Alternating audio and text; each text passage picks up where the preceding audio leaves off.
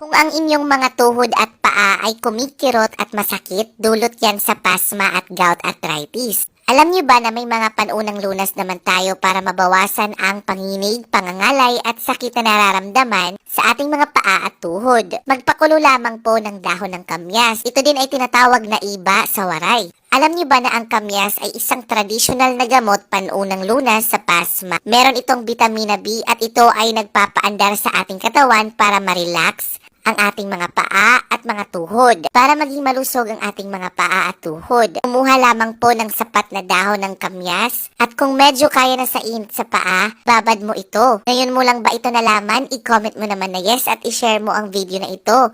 Ayan!